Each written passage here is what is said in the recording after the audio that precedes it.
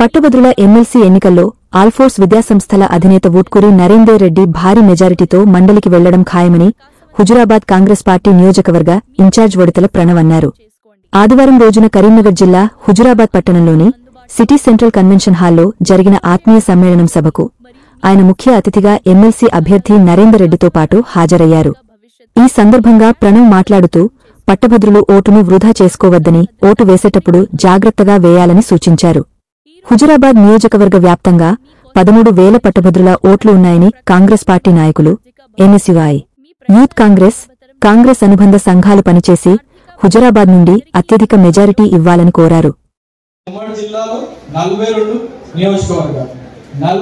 నియోజకవర్గాల మా టార్గెట్ అన్న మేము మెజారిటీ ఇవ్వబోతున్నాం. అంతకంటే ముందు అన్న నరేందర్ అన్న నాకు ముందు నుంచి పేరు తెలుసు. ఎందుకంటే నేను చిన్నప్పటి నుంచి ఆల్ ఫోర్స్ అంటేనే నరేందర్ అన్న అని మాకు తెలుసు. సంస్థల పేరుని ఇంటి పేరుగా మార్చుకున్నది అన్ననే. నాకు అక్క చెప్పింది నరేందర్ అన్న ఎవరు గుర్తుపడ్డారు, ఆల్ ఫోర్స్ నరేందర్ రెడ్డి అంటేనే అందరు గుర్తుపడతారు. సో బహుశా బ్యాలెట్ పేపర్ లో కూడా ఆల్ ఫోర్స్ ఉంటుందని నేను ఎక్స్పెక్ట్ చేస్తున్నాను. అందరూ అక్కడనే గుర్తుపడతారు. తప్పకుండా ఆ రకంగా అన్న గురించి మీ అందరికి నాకంటే ఎక్కువ తెలుసు. ఎందుకంటే పేరెంట్స్ ఉన్నారు, పనిచేసే టీచర్స్ ఉన్నారు, స్టూడెంట్స్ అయితే కొన్ని విద్యావేత్త, ప్రతి ఒక్క సమస్య పైన అవగాహన ఉంది అన్నకి. ఇలా చెప్పిన టీచర్స్ పైన కానీ గ్రాడ్యుయేట్స్ ఏదైతే ఉద్యోగాల కోసం ట్రై చేస్తున్నారో వాళ్ళకి ఎట్లాంటి నైపుణ్యం కావాలి, గ్రాడ్యుయేట్ అయిన తర్వాత వాళ్ళ బాగోగులు ఎలా ఉండాలి, టీచర్స్ ట్రాన్స్ఫర్స్ గురించి ప్రతి ఒక్క విషయం గురించి అన్నకి అవగాహన ఉంది. కాబట్టి కాంగ్రెస్ పార్టీ అన్నని ఎంచుకొని మన ముందుకు తీసుకొచ్చి ఈ 4 ఉమ్మడి జిల్లాల కాంగ్రెస్ పార్టీ నాయకులకు కూడా ఒక బాధ్యత అప్పచెప్పింది. మీరు గెలిపించుకొని తీసుకొని రండి. ఎమ్మెల్సీల ఒక వారధి లెక్క, గ్రాడ్యుయేట్స్ కి ప్రభుత్వానికి ఒక వారధి లెక్క మన నరేంద్ర కౌన్సిల్ గలం విప్పి సమస్యల గురించి మాట్లాడతారు. దాని గురించి మా ముఖ్యమంత్రి గారు మాకు ఆదేశాలు ఇచ్చడం జరిగినాయి. జిల్లా మంత్రులు కానివ్వండి, ఇన్ఛార్జ్ మంత్రులు కానివ్వండి, అందరు మాకు ఆదేశాలు ఇచ్చిండ్రు. రేపటి నుంచి ఎప్పుడైతే రేపు అన్న చెప్పిండ్రు 10th రోజు అంటే రేపే నామినేషన్ ప్రక్రియ ఉంది. కాబట్టి దాన్ని అందరూ పెద్ద ఎత్తున మనం హుజురాబాద్ నియోజకవర్గం నుంచి కదిలి ఆ ప్రక్రియలో పాల్గొనాలి. అదే విధంగా రానున్న రోజుల్లో కూడా మండల మీటింగ్ కాంగ్రెస్ పార్టీ మన నాయకులతో పెట్టుకొని మరి ఏ రకంగా మనం ఓట్లు వేయించుకోవాలి. మన గ్రాడ్యుయేట్స్ మనం నార్మల్ ఎలక్షన్ లా కాదు, ఇది ఊరుకే తిరిగి మనం జెండా పట్టుకొని మనం తిరిగి ఓట్లు కాదు, ఐడెంటిఫికేషన్ చేసుకోవాలి. మనం గ్రాడ్యుయేట్స్ ఓట్స్ ఉన్నారా లేదా, మరి ఇక్కడ దాదాపు 500 మంది ఉన్నారు. మరి ఎంతమంది గ్రాడ్యుయేట్స్ ఉన్నారు అనేది ఇప్పుడు ఒకసారి చేయలేవటువంటి మనకు తెలుస్తుంది. సో ఉంటారు కానీ మనం ఐడెంటిఫై చేసుకోవాలి. అందరూ ఇప్పుడు అభిమానంతో వచ్చింది. నేను ఇప్పుడు నా ఫ్రెండ్ గ్రాడ్యుయేట్ ఉండొచ్చు, నాకు ఓటు ఉండకపోవచ్చు, ఎగ్జాంపుల్ చెప్తున్నాం. సో కానీ మనం ఐడెంటిఫై చేసి, ఎందుకంటే ఊరికొక బూత్ ఉండదు, మండలానికి ఒకటే బూత్ ఉంటుంది. సో ఖచ్చితంగా మన బాధ్యత కాంగ్రెస్ పార్టీ తరఫున ఇప్పుడు మనం అఫీషియల్ గా అన్న మన పార్టీ నుంచి బీఫామ్ వచ్చింది కాబట్టి మనం ఊరూరుగా ఐడెంటిఫికేషన్ చేసుకోవాలి. మండలంలో ఆ గ్రాడ్యుయేట్స్ ఎవరు ఉన్నారో వాళ్ళని మనం కాంటాక్ట్ అయ్యి ఓటింగ్ డేట్ కి బూత్ తీసుకొచ్చేంత వరకు ఆ బాధ్యత మనం తీసుకొని ఓట్ వేయించే అయితేనే మనం సక్సెస్ అవుతాం. గ్రాడ్యుయేట్స్ కదా వస్తారు, చదువుకున్నారు, వాళ్ళు ఎందుకు మిస్ అవుతారు అనుకోవచ్చు. అట్లా ఉండదన్నా. నేను గ్రాడ్యుయేట్ వేరే ఎలక్షన్ లో కూడా ఇన్ఛార్జ్ గా పనిచేసిన. ఓటింగ్ ఎగ్జాంపుల్ చెప్తున్నాం, బ్యాలెట్ పేపర్ ఉంటుంది, దాంట్లో మనం 1 అని ఒకటే గీత, మళ్ళీ సర్కిల్ చేయొద్దు. ఇట్లా 1 అని చెప్పి దాన్ని రోమన్ నెంబర్ లాగా పైకో గీత కిందకో గీత ఏం పెట్టద్దు. 1 అని పెట్టాలి. అయిన తర్వాత ఇంకు కూడా మన పెన్ కాదు, వాళ్ళే అక్కడ పెన్ ఇస్తారు. ఆ పెన్ ఏంది ఇంకెక్కువ ఉంటుంది, దాన్ని పెట్టంగా ఫోల్డ్ చేస్తే ఇంకో సైడ్ మార్క్ అంటుంది, అది ఇన్వాలిడ్. ఇట్లా చాలా ఇప్పుడు ఇది నేను చెప్పు కాదు, ప్రతి ఒక్కళ్ళకి ఇట్లా జరిగి ఎన్నో ఓట్లు ఇన్వాలిడ్ అయినాయి. ఇది మనకి ఇంపార్టెంట్. మంచి అన్ని పెద్దలందరూ చెప్పింది ఇందాక, గ్రాడ్యుయేట్ సెలెక్షన్ అంటే ఏంది, ఎవరికి ఏం సమస్యలు ఉన్నాయి అవన్నీ ఒక ఎత్తు. కానీ బూత్కి వచ్చిన తర్వాత మరి మనం ఏం చెప్పాలి తెలియదు. గ్రాడ్యుయేట్స్ అని తెలుసు కదా, చదువుకున్నారు కదా అనుకుంటా, కానీ ఐడియా ఉండదు.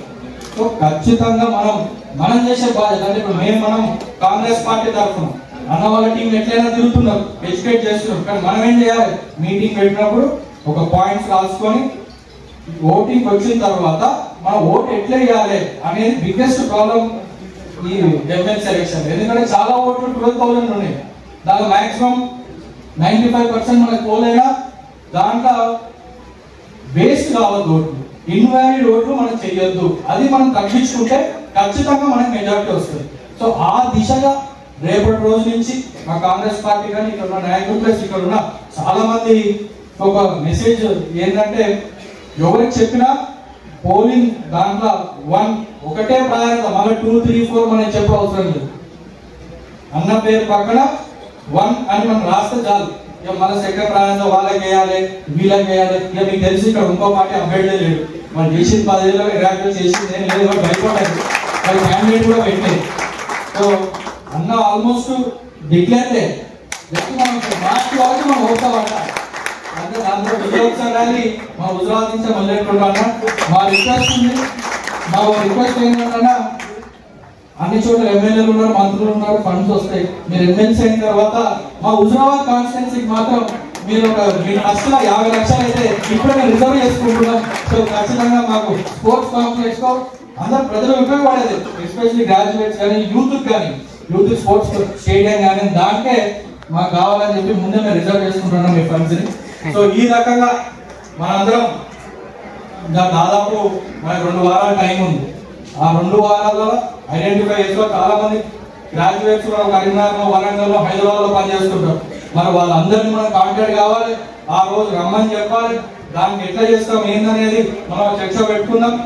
ఆ విధంగా ముందుకు పోయి ఓటు అత్యధికంగా మన హుజరాబాద్ నియోజకవర్గం నుంచి రావాలని చెప్పి మరొకసారి నేను మీ అందరినీ కోరుకుంటూ, ఇక ప్రభుత్వం ఏవైతే గ్రాడ్యుయేట్స్ నాకు అన్న చెప్పింది, మరి 55,000 ఉద్యోగాలు వచ్చిన సంవత్సరం లోపలనే మనం పత్రాలు ఇచ్చడం జరిగింది.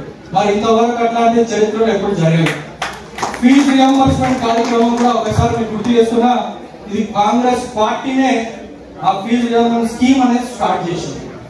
108 అంబులెన్స్ కానివ్వండి, ఫీజు రియంబర్స్మెంట్ కానివ్వండి, మన రాజు ఆరోగ్యశ్రీ కానివ్వండి, ఎన్నో మంచి పథకాలు ఇవన్నీ కాంగ్రెస్ ప్రభుత్వం మొదలెట్టిన. ఆధార్ కార్డు చెప్పుకుంటా పోతుంటే చాలా ఉన్నాయి.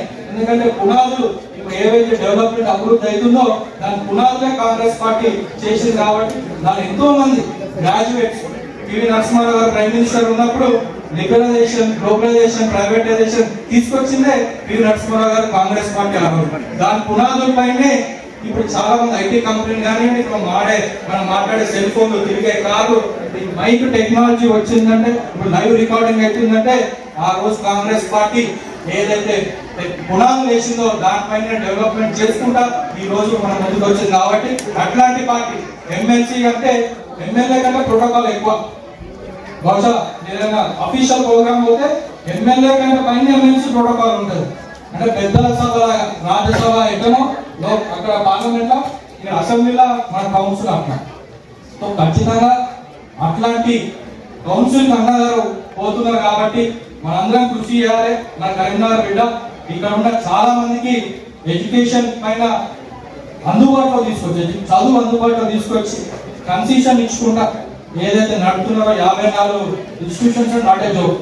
ఎందుకంటే మా కుటుంబం కూడా ఇన్స్టిట్యూషన్ దగ్గర ఉందన్న మాకు కూడా ఐడియా ఉంది కాబట్టి చెప్తున్నా. అది అంత ఆశామాష కాదు, చాలా శ్రమతో కూడుకున్నది. కాబట్టి అన్నట్లాంటి 54 ఇన్స్టిట్యూషన్ నడుపుతున్నారు. రాష్ట్ర వ్యాప్తంగా వేరే రాష్ట్రాలు ఉన్నాయో నాకు తెలియదు. బట్ ఖచ్చితంగా అట్లాంటి ఇప్పుడు మన జిల్లా నుంచి దాంట్లో మన హుజరాబాద్ నియోజకవర్గం ఓటర్గా మనం ఉంటున్నందుకు ఒకటి మనం అందరం గర్వంగా భావించి, ప్లస్ మన ఓట్లేసి గెలిపించే బాధ్యత కూడా తీసుకోవాలని మరొకసారి నేను అందరినీ కోరుకుంటూ, నాకు ఈ సమయం ఇచ్చిన పెద్దలకు, ఇక్కడ ఆహ్వానించిన ఇక్కడ ఆర్గనైజర్స్ కి పేరు పేరున కృతజ్ఞతలు, ధన్యవాదాలు తెలియజేస్తూ జై కాంగ్రెస్.